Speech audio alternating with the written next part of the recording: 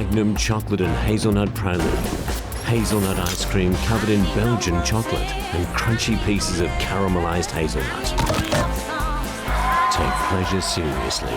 Magnum for pleasure seekers. Jadi, apakah kalian udah lihat iklan tadi yang aku tunjukin? Nah, siapa sih yang nggak tahu sama es krim satu itu, yaitu es krim Magnum. Karena dia tuh iklannya muncul di mana-mana. Kayak di semua saluran TV pun itu ada. Jadi itu nempel banget di ingatan kita nggak sih? Nggak kayak mantan kamu itu yang gampang dilupain. Karena dia tuh selalu muncul di mana-mana. Jeng jeng jeng. Halo. Jadi aku Kila dan di sini aku mau nge-review dan bahas tentang gimana ya manajemen operasional dari Magnum.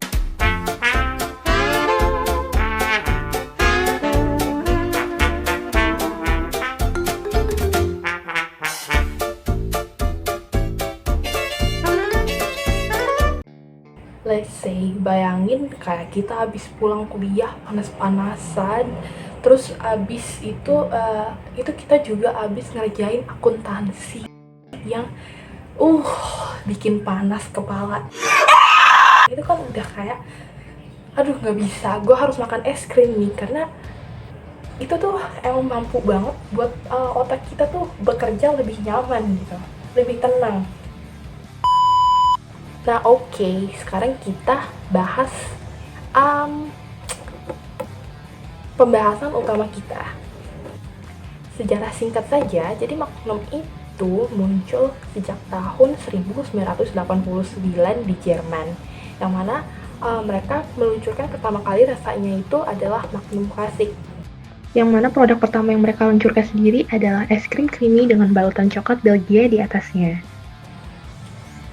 Jadi aku punya nih desain kemasan dari si Magnum ini. Ini adalah desain kemasan terakhir yang diciptakan oleh Magnum pada tahun 2021. Kemasan ini sendiri itu telah berubah dari awal mereka diluncurkan sampai sekarang. Jadi sebelum kemasan ini itu ada beberapa kemasan lainnya ya guys. Nah ini bisa kalian lihat sendiri di sini. Jadi Magnum sendiri itu telah mengalami beberapa perubahan desain kemasan mereka. Untuk desain produk sendiri, seperti yang aku jelasin, untuk kemasan mereka itu fokusnya lebih ke arah warna ini guys, warna hitam, dark coklat, sama emas. Yang mana ini sesuai dengan image mereka yang mengusung tema es krim yang mewah. Terus gak cuman diomong-omong aja ya premium, mereka juga cukup unik ya. Karena desain stick es krim ini juga emang menampilkan si premium ini. Jadi mereka itu di sticknya itu ada nama brand serta logonya juga, logo dari si Walls. Ya ini logo Walls sama Magnumnya. So as you can see here, Magnum itu selalu bisa tampil wow di mata kita. Kita sekali lihat pun tahu kalau itu emang es krim yang premium. Bukan cuman dibuat-buat aja, tapi emang beneran premium. Ngomongin soal Magnum, of course nggak afdol ya kalau nggak dibahas soal crunch-nya yang satisfying banget, apalagi pas pertama kali digigit. Setiap orang yang pernah makan Magnum pasti punya pengalaman yang sama kayak aku. Mana saat kita merasakan gigitan pertama itu pasti ada bunyi. Lapisan coklat yang crunchy dan gak cepat meleleh itu adalah hasil dari proses manajemen kualitas yang super duper ketat. Ya, jadi mereka tuh seketat itu loh buat ngejaga kualitas dari Magnum ini supaya gak ada yang kelewat. Terus gengs, pernah gak sih kalian mikir kenapa ya kok si Magnum ini bisa tetap dingin dan crunchy, padahal kayak distribusinya jauh loh, tempat produksinya terus itu jauh dari tempat lokasi-lokasi distribusinya, karena lokasi-lokasi distribusinya kan tersebar juga ya secara nasional di seluruh Indonesia. Terus gimana caranya dia bisa tetap dingin?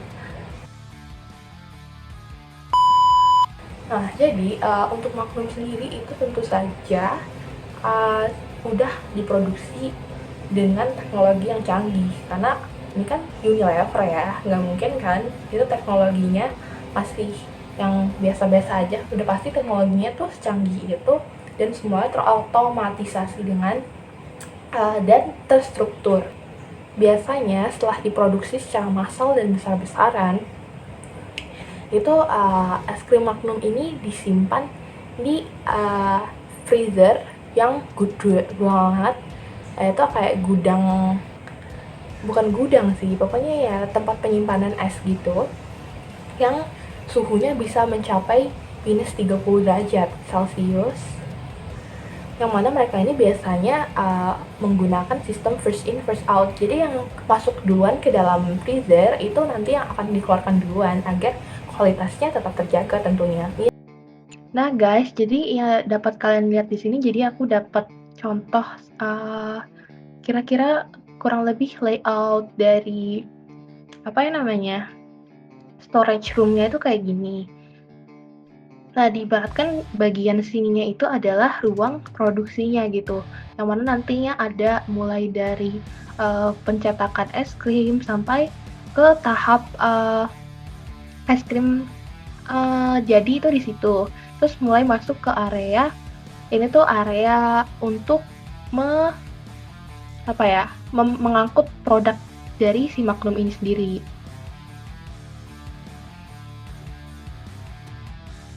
Terus masuk ke area gudangnya.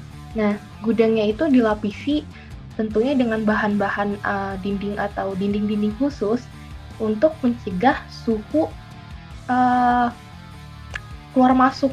Jadi kayak suhu yang ada di dalam situ itu tetap terjaga. Dan di gudang penyimpanan ini itu ada freezer, kayak ya ini lebih tepatnya ini gudangnya, gudang penyimpanannya. Nah, di suhu di ruangan freezer ini atau cold storage-nya ini itu seperti yang aku jelaskan sebelumnya, ini suhunya bisa mencapai di bawah 0 derajat Celcius atau sekitar minus 25 sampai 30 derajat Celcius. Dan semua produk Magnum yang telah diproduksi sebelumnya secara massal disimpan di sini. Terus untuk yang keluar itu tentunya yang pertama kali masuk ke dalam sini untuk didistribusikan ke tempat selanjutnya.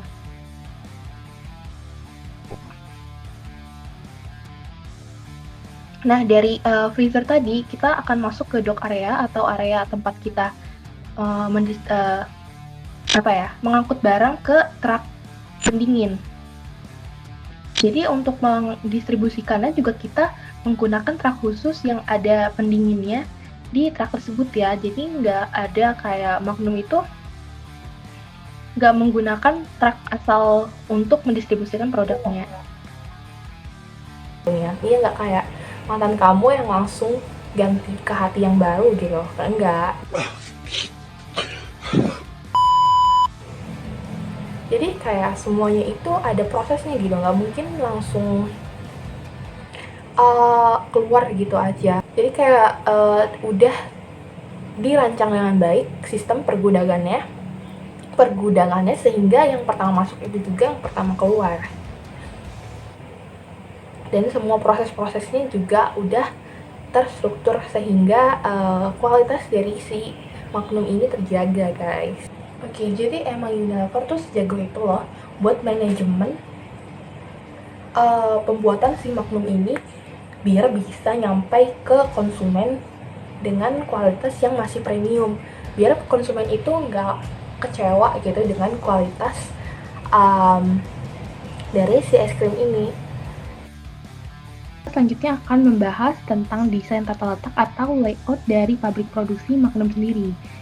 Jadi pabrik Magnum sendiri itu udah bisa dibuatkan kayak big kitchen with high tech. Semuanya itu udah pakai robot dan mesin-mesin yang canggih serta maju. Jadi semuanya udah diatur setiap prosesnya menggunakan mesin-mesin canggih agar produksi Magnum itu bisa dilakukan secara massal dan juga besar-besaran gitu. Terus untuk desain layoutnya itu sendiri gimana? Nah, jadi layout pabrik dari Magnum ini sama seperti perusahaan anak-anak perusahaan Unilever pada umumnya, yang mana itu menggunakan model product oriented layout, yaitu bahan baku itu ngalir dari satu proses ke proses lainnya itu secara lurus untuk mengefisienkan proses produksi. Jadi mereka proses ini itu nggak perlu bolak-balik dan nggak jelas arah produksinya kemana. Nah, mulai dari saat coklat disiapin, itu es krim dicetak, dilapisi, dibekuin, sampai dibungkus, semua alur kerja itu bekerja secara linear yang minim perpindahan sehingga bisa jadi lebih hemat waktu, hemat energi, dan gak bikin bottleneck juga. Jadi kayak karyawan yang bekerja juga gak jadi pusing untuk mengawasi setiap proses yang ada. Jadi mereka masih tetap bisa menjaga kualitas produk yang ada gitu. Oh ya, jadi untuk lokasi dari si Magnum, tempat produksi dari es krim sendiri itu di PT Unilever sendiri guys, yaitu yang mana untuk PT Unilever itu ada di BSD Tangerang Selatan. Nah, jadi lokasi distribusi ini tuh deket gitu loh sama semua pusat distribusi, terus juga dekat sama jalan tol dan jalan-jalan distribusi lainnya, sehingga memudahkan distribusi dari es krim Magnum sendiri, terus juga untuk menjaga kualitas dari es krim Magnum ini biar nggak cepat meleleh dan nggak cepat mencair kayak komitmen dia ke kamu, ya kan?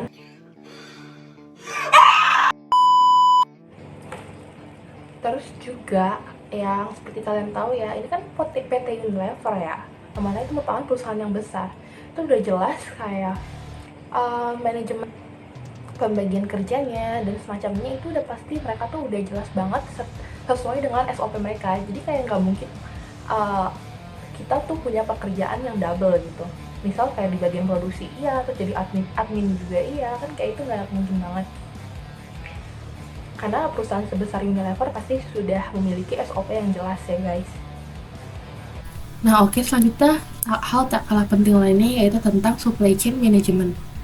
Kalian pernah nggak sih bayangin gimana caranya itu coklat Belgia, susu sapi, dan juga kacang almond itu bisa bersatu padu menjadi satu batang es krim Magnum yang menggoda di kulkas Alfamart dan juga Indomaret. Nah, mulai dari pemilihan bahan baku, coklat, susu, gula, kacang, dan semuanya itu dipilih dari bahan-bahan baku yang berkualitas. Terus dari supplier terpercaya juga yang mana sudah bekerja sama dari lama dengan pihak Unilever sendiri. Dan bahan-bahannya itu tentunya harus high quality, karena kalau enggak pasti tidak akan bisa masuk ke pabrik untuk diproduksi untuk menjadi es krim Magnum. Oh ya, untuk supply chain management ini meskipun sekarang Magnum sendiri itu sudah dipindah alihkan itu ke PT Magnum Ice Cream Indonesia, itu supply chain manajemennya dan manajemen yang lainnya itu belum banyak yang berubah. Dan kalau dari yang aku cari sendiri itu emang belum ada yang berubah gitu loh. Jadi dari yang aku sebutin tadi itu semuanya masih sama dengan apa yang didapatkan dari pihak Unilever. Bagian yang tak kalah penting selanjutnya dan lupa aku sebut sebelumnya itu adalah tentang desain proses dan juga kapasitas. Jadi Magnum sendiri itu biasanya memproduksi es krim secara besar-besaran dan massal, karena Magnum itu memang cukup dikenal di dunia, gak cuma di Indonesia aja tentunya. Jadi emang produksinya itu besar-besaran karena emang permintaannya yang besar. Namun meskipun begitu, kualitas produknya tetap terjaga dan konsisten, karena kualitas dari setiap produk yang diproduksi itu semuanya sama-sama premium. Dapat dibuktikan sendiri dengan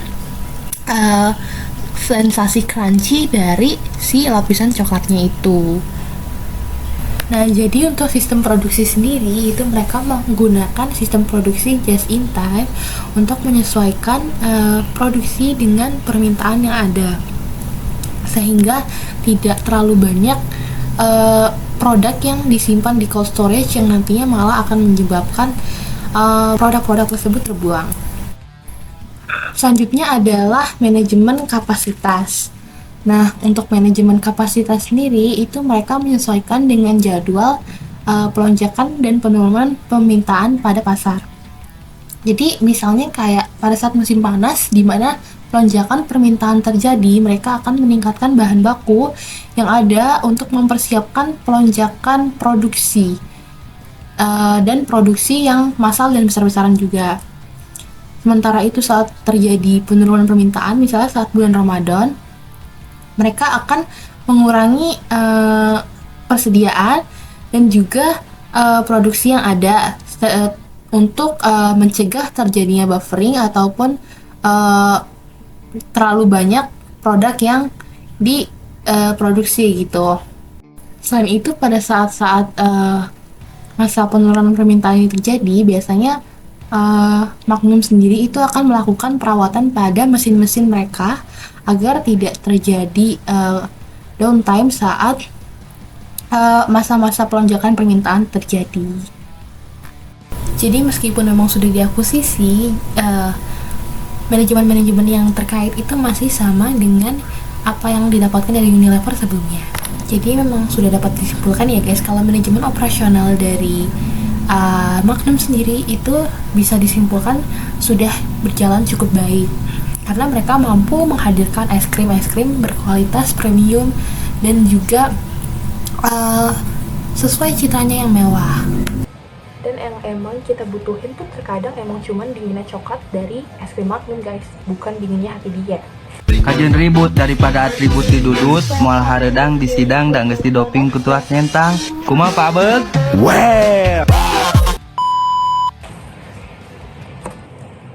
Oke guys, jadi itu doang konten review aku kali ini tentang es krim Magnum. Cukup sekian dan terima kasih. Bye bye.